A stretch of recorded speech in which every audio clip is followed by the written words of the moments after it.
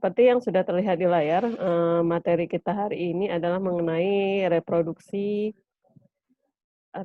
pada tumbuhan. Nah, jadi tidak hanya manusia, mohon jangan dicoret layarnya ya anak-anak, tidak hanya manusia, tumbuhan juga melakukan perbanyakan diri ya. Kalau kalau mereka sama prinsipnya, tujuannya adalah untuk supaya kelestarian dari si tumbuhan itu sendiri tetap berlangsung.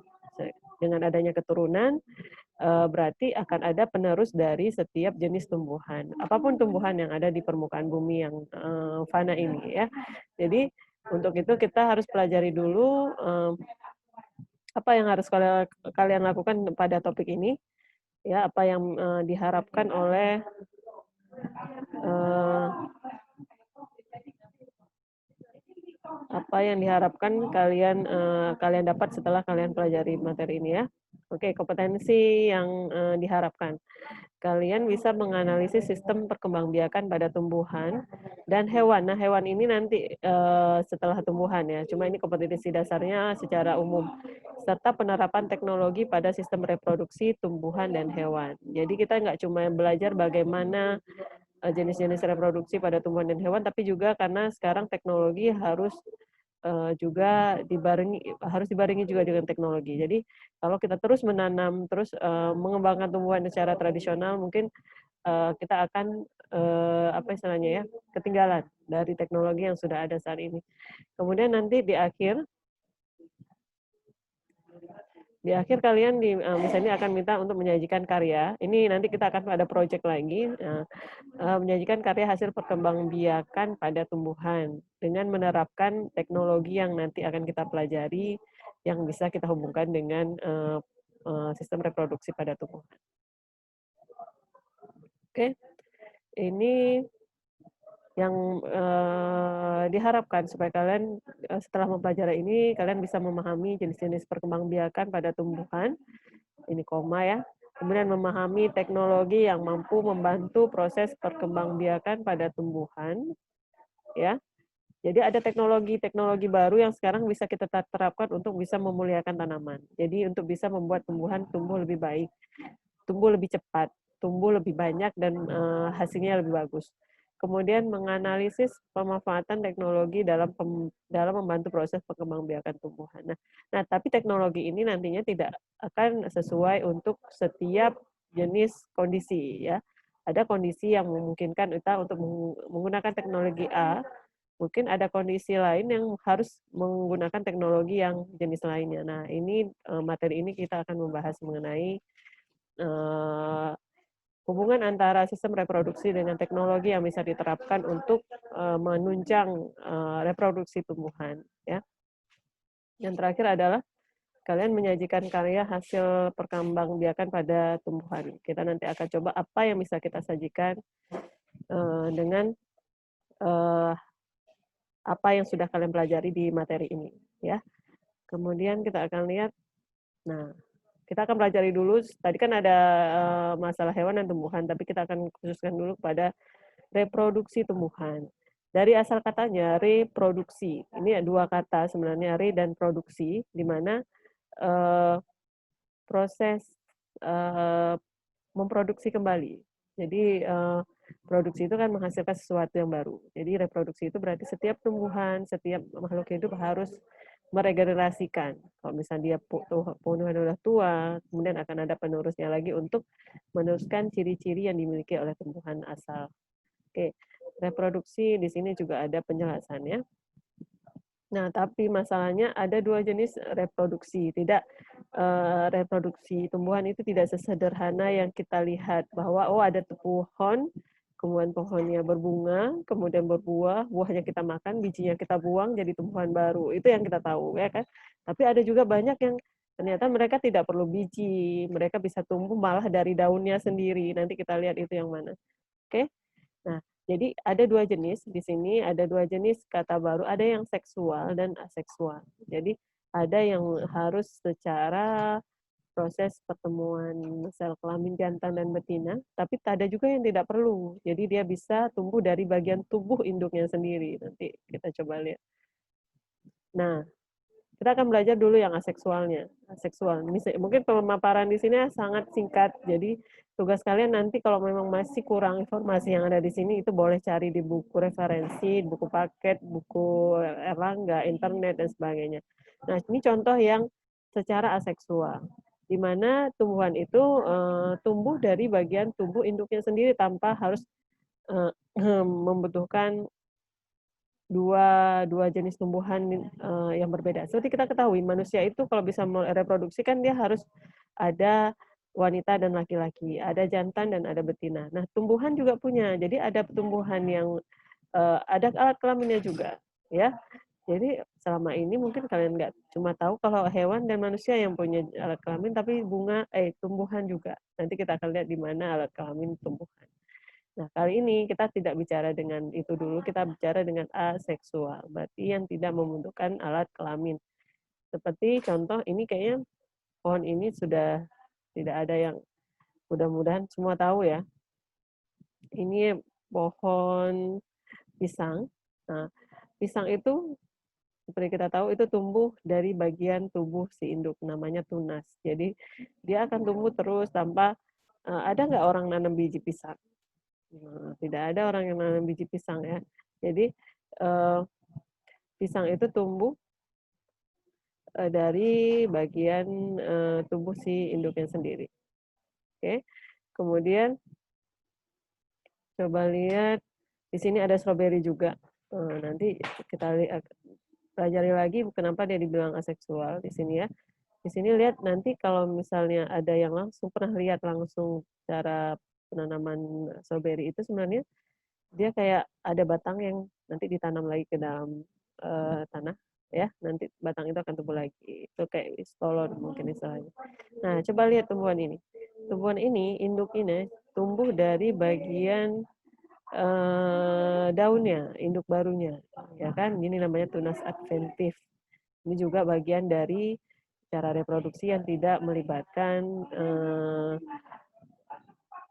gamet atau sel kelamin jantan betina. Ini paling sering juga kita gunakan ibu-ibu, mungkin kakak-kakak yang sering bantu ibunya atau abang-abang juga yang rajin bantu di dapur, yang calon-calon chef itu tahu nih bawang. Nah, kalau kita lihat bawang yang udah di dapur kita itu kan nggak pernah tahu, mungkin ada yang tidak tahu bagaimana pohonnya. Nah, seperti ini pohon bawang. Nah, tumbuhnya juga hampir sama dengan pisang, dia dengan tunas. Nah, ini nanti akan jadi proyek kita ke depan supaya tahu kalian bawang itu tumbuhnya seperti apa. Oke. Nah, ini adalah reproduksi aseksual. Kita akan lanjut ke pembahasan selanjutnya. Nah, tunggu. Nah, bagaimana juga dengan reproduksi seksual ya, seperti saya sudah misalnya sentuh sedikit tadi di belakang, seksual intinya dia harus melibatkan sel kelamin jantan dan betina. Masalahnya, Miss, berarti ada pohon jantan dan ada pohon betina, Miss ya. Berarti kayak kita, misalnya ada laki-laki, ada perempuan, ada hewan kucing jantan, ada kucing betina. Itu gampang dibedain. Nah, tumbuhan gimana? Nah, tumbuhan itu sebenarnya hampir sama juga dengan hewan dan manusia. Mereka punya bagian yang jantan dan ada yang betina. Tapi pada tumbuhan ada pengecualian. Kalau pada manusia dan hewan itu jantan dan betina sudah pasti terpisah. Kecuali ada beberapa hewan yang mungkin mempunyai dua alat kelamin dalam satu tubuh. Nah, tapi kalau manusia misalnya ini yakin kita secara normal terpisah. Mungkin kalau ada yang beberapa orang yang tidak normal atau malah dibuat-buat itu ada juga. Tapi itu kita nggak bahas. Nah, pada tumbuhan bedanya adalah ada yang memang pohonnya terdiri atas pohon jantan dan pohon betina. Ada. Mereka terpisah pada dua tempat dan memiliki ciri-ciri yang agak berbeda. Mungkin dari bunganya. Kemudian tapi ada juga tumbuhan yang alat kelamin jantan dan betinanya berada dalam satu pohon. Berbeda bunga. Tapi ada juga yang berada dalam satu pohon pada bunga yang sama. Jadi bunga yang sama itu udah ada di situ organ reproduksi betina, udah ada reproduksi jantannya. Jadi mereka tinggal ketemu aja di situ dalam satu bunga, jadilah buah yang nantinya buah ini akan meneruskan generasi dari si tanaman induknya, di mana dia tumbuh. Di sini lihat mungkin ada pohon jambu, di sini ada mangga, kemudian di sini ada rambutan, ini yang lagi musim sekarang ya. Jadi itulah buah ini kan ada kandungan bijinya. Nah, kalau buah ini jatuh ke tanah, ya kan, kemudian bijinya terurai dan akhirnya akan menjadi tumbuhan baru, pohon jambu yang baru. Nah, perbedaannya ada apa? Kalau pisang, misalnya pisang yang tumbuh dari tunas pisang ayam, itu pasti akan hasilnya sama, karena dia tumbuh dari bagian induknya. Nah, kalau ini, kalau tumbuhan yang berasal dari pertemuan gamet atau pertemuan sel kelamin dan jantan, itu bisa jadi berbeda. Ya, bisa jadi berbeda antara buah yang kita tanam dengan nantinya buah yang akan dihasilkan setelah dia nanti tumbuh kembali menjadi pohon baru ya, karena dia memang hasil pertemuan. Kayak kita juga, kita dengan orang tua kita nggak akan persis sama, ya kan, ada perpaduan sifat antara ayah dan ibu, gitu juga dengan tumbuhan. Oke, nanti boleh pelajari lebih lanjut. Ibu, ini kan ada satu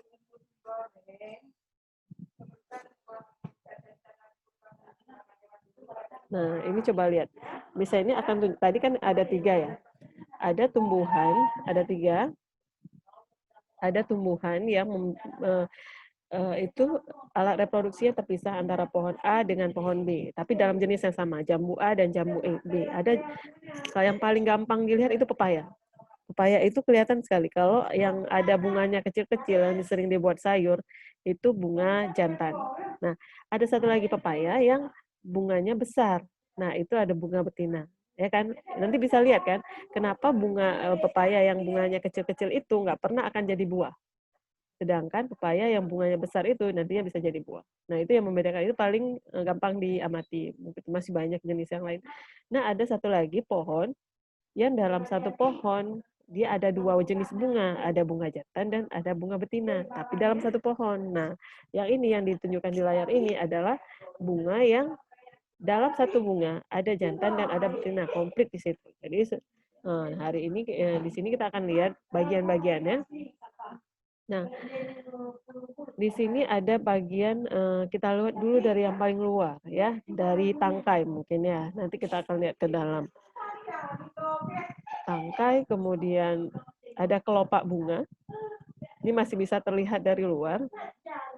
Kemudian nanti ini ada mahkota bunga yang berwarna-warni. Kenapa dibilang mahkota? Mungkin dia yang paling menarik perhatian dari bagian bunga tersebut. Nah, kemudian ini dia yang kita bicarakan tadi. Mana sih organ reproduksi laki-laki, mana organ reproduksi perempuan? Atau dalam bahasa itu untuk manusia, tapi dalam bentuk hewan dan tumbuhan, mana sih yang jantannya, bagian yang organ reproduksi jantan, dan mana yang reproduksi betina. Oke, di sini ada putik dan benang sari. Ada putik dan benang sari. Nah, yang bertindak sebagai reproduksi betina itu adalah putik ya. Putik itu ada dasar putik, ada tangkai putik, dan ada kepala putik. Oke. Kemudian di sini ada ini yang bertindak sebagai organ reproduksi betina. Nah, yang benang sari, kemudian yang terdiri atas tangkai sari dan kepala sari. Nah, kepala sari ini nanti isinya sabuk sari. Ini yang berperan sebagai organ reproduksi jantan. Nah, pada saat kapan terjadi reproduksi? Pada saat sabuk sari ini menempel kemari. Nah, siapa yang bisa membuat hal itu bisa terjadi? Itu bisa banyak bantuan, boleh bisa dari hewan. Nah, kenapa dibilang kumbang dan bunga itu simbiosis mutualisme? Itu kita pelajari di kelas 1. Karena pada saat kumbang berada di sini, dia berada di bunga, dia bisa saja kakinya menginjak si kepala sari, dan nanti akan dibawa bantu kemari. Nah, akhirnya baru terjadi reproduksi. Atau boleh coba dengan bantuan angin. Saat angin menghembus, itu nanti sabuk sarinya akan bergerak dan menempel kemari. Nah, itu terjadi proses reproduksi yang namanya fertilisasi. Mungkin ada istilah-istilah yang kalian belum mengerti, nanti bisa cari. Fertilisasi itu pertemuan dari sel kelamin jantan ke sel kelamin betina, seperti itu ya. Nah, sekarang kita waktunya tinggal sedikit. Nah, kita masuk kepada zaman sekarang. di mana tuntunan jumlah manusia sudah semakin banyak, itu sejalan dengan meningkatnya juga kebutuhan manusia akan semakin banyak. Kemudian ada lingkungan-lingkungan yang tanahnya sudah semakin sempit, malah tidak ada tanah. Mungkin suatu saat nanti kita akan nggak pernah lihat tanah lagi. Nah nah, cara teknologi apa yang bisa kita terapkan untuk bisa mengantisipasi masalah-masalah tersebut? Pertama, misalnya kita butuh lebih banyak sayuran sedangkan lahan sudah sempit. Kemudian tanah sudah sempit, tanah sudah sedikit, area perkebunan kecil, sudah banyak dibangun rumah. Nah, caranya adalah boleh dengan hidroponik. Mungkin beberapa waktu lalu yang sempat berkunjung ke tempat hidroponik bisa lebih paham ya. Eee, itu di mana kita tidak betul menggunakan tanah untuk media tanam, tapi bisa air. Air yang dikasih nutrisi, dikasih coba lihat seperti gambar ini adalah salah satu penerapan hidroponik. Dia kelebihannya adalah tidak perlu tanah, kemudian media tanam boleh di tempat yang sempit, boleh di atas atap rumah atau di halaman rumah yang tidak ada yang bahkan tidak ada tanahnya. Jadi ini bisa malah, eee, bisa mengantisipasi kebutuhan akan, sayur-sayuran dan sebagainya, dengan lahan yang sempit. Nah, ada orang-orang ini masih membutuhkan lahan, tapi ada orang-orang malah tidak punya tempat sama sekali walaupun untuk hidroponik. Kita punya namanya vertikultur. Pernah dengar mungkin vertical garden ya? Vertical garden itu di mana dinding-dinding itu yang secara konvensional zaman dulu punya, itu tanaman ditanam secara mendatar. Nah, karena pilihan kita lahan yang datar sudah kurang, kita pilih lahan yang vertikal. Makanya namanya vertikultur. Vertikultur. Nah, coba lihat ini atau vertical garden pernah aja di mana orang memanfaatkan dinding-dinding supaya bisa ditanami oleh tumbuhan. Nah, karena apalagi di daerah perkotaan yang mungkin polusinya sudah banyak, ini sangat bermanfaat. Tujuannya apa?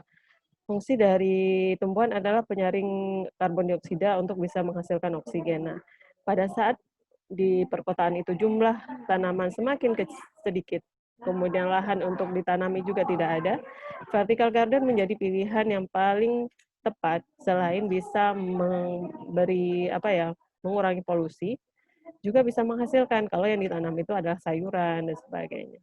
Nah, yang terakhir, ini sudah masuk ke tingkat bioteknologi, namanya kultur jaringan. Nah, kultur jaringan ini di saat kita mungkin tidak untuk secara normal, seandainya kita ingin menumbuhkan buah sawit yang unggul, ya kan? Kita punya satu pohon sawit yang sangat unggul yang kita bawa pulang dari mana? Atau punya pohon kurma yang sangat baik yang kita bawa pulang dari Timur Tengah. Satu, kita kan nggak mungkin bawa pulang banyak. Nah, kita bawa pulang ke Indonesia dan bisa tumbuh di sini. Tapi kita pengen perbanyak, nggak mungkin balik lagi ke sana. Nah, jadi ini bisa dikultur secara bioteknologi. Kita bisa ambil bagian daunnya, kita bisa ambil bagian batangnya untuk bisa diperbanyak. Nah, jadi ini nanti kita akan bahas khusus di bagian bioteknologi. Nah, ini adalah teknologi yang bisa kita terapkan dalam pemulihan tanaman. Nah ya, jadi tugas kalian sekarang, karena waktu kita tinggal 5 menit lagi. Oke, nah tugasnya adalah nanti materinya bisa dicari lebih banyak di referensi ya. Nah, tugas yang pertama. Tugas pertama nanti ini tempatnya akan disediakan di Google Classroom. Jadi boleh dikerjakan di buku coret-coret dulu, tapi nanti tetap akan misalnya disediakan tempat di sana supaya nanti bisa kalian upload atau kalian isi langsung di situ ya. Nah, untuk lebih memahami sambil membaca juga, kemudian tuliskan jenis-jenis reproduksi aseksual yang tadi ya, yang vegetatif. Tadi kita tidak sempat bahas yang alami dan buatan. Nah, tugas kalian sekarang cari mana yang alami dan mana yang buatan. Baca referensinya, nanti kita diskusi. Kemudian beri setiap jenisnya satu contoh tumbuhan. Nah, kemudian yang kedua adalah gambarkan bagian-bagian bunga seperti contoh yang kita bahas di slide sebelumnya, beserta fungsinya. Nah, yang paling penting adalah coba presentasikan dalam waktu maksimal 1 menit. Kalau bisa 30 detik, boleh 30 detik. Pokoknya videonya nggak boleh lebih dari 1 menit. Maksimal, oh ini salah ketulis, maksimal ini 60 detik atau 1 menit. Itu paling panjang. Tidak ada buat video yang pakai pembukaan dan sebagainya, cukup langsung kalian hasil yang udah kalian gambar, kemudian kalian jelaskan menggunakan bahasa kalian sendiri dan nanti videonya diupload ke Classroom juga, ya kan? Nah, itu dia. Oke, yang terakhir, ini tugas yang harus dikumpulkan 1 minggu ke depan. Tapi kita ada tugas project yang mungkin bisa dikumpulkan 1 bulan, karena kita harus menanam, ya. Jadi ini tugas yang harus dikumpulkan 1 bulan, ini tugas yang nanti langsung ke Google Classroom. Nah, tugas proyeknya yang ini. Nah, kita akan coba menanam, kita akan coba kalian boleh pilih, kali ini boleh pilih, ya. Kalian boleh pilih mau buat vertikultur atau mau buat hidroponik. Nah, pilihan hidroponik yang paling gampang itu boleh pakai kentang atau bawang. Videonya bisa cari di YouTube banyak cara membuat hidroponik bawang. Paling gampang seperti apa. Seperti gambar yang udah di-share di sini mungkin agak kabur. Nanti ini sebenarnya bawang yang cuma diletakkan di botol aqua, kemudian bawahnya dikasih air. Tapi airnya jangan nyentuh bawangnya, ya kan? Kemudian kentang juga sama. Nah, nanti kita akan misalnya akan terangkan bagaimana selanjutnya cara presentasinya. Tapi kerjakan dulu mulai dari hari ini. Waktunya 1 bulan ke depan. Hari ini tanggal 20, tanggal 19. 19 kemarin. 19 ya hari ini. Berarti waktunya 19 bulan depan kalian kita baru mengumpulkan tugas yang proyek ini. Tapi kalau tugas yang sebelumnya itu seminggu dari sekarang. Oke, waktu kita tinggal 2 menit. Mohon maaf yang tidak bisa di-admit lagi tadi setelah masuk, setelah materi pembelajarannya dimulai. Semoga apa yang disampaikan bisa dimengerti, dipahami, mungkin masih terlalu simpel dan sederhana.